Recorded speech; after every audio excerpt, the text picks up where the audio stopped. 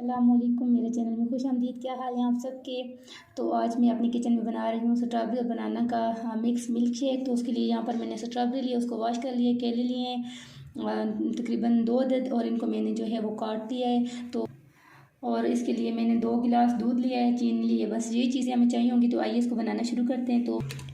तो यहाँ पर जो है हम केले और स्ट्रॉबेरी इसमें जो है वो कर देंगे मिक्स, और अब इसमें ऐड कर देंगे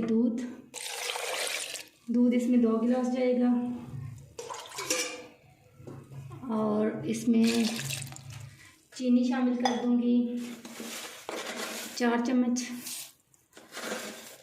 अगर आपको मीठा कम पसंद है तो आप इसको जो है वो कम भी कर सकते हैं, लेकिन मैं यहाँ पर मीठा जो है वो थोड़ा मुझे मीठा ज़्यादा पसंद है, तो मीठा इसमें ज़्यादा ऐड कर रही हूँ। तो बस अब इसको जो है वो हम शेक कर लेते हैं।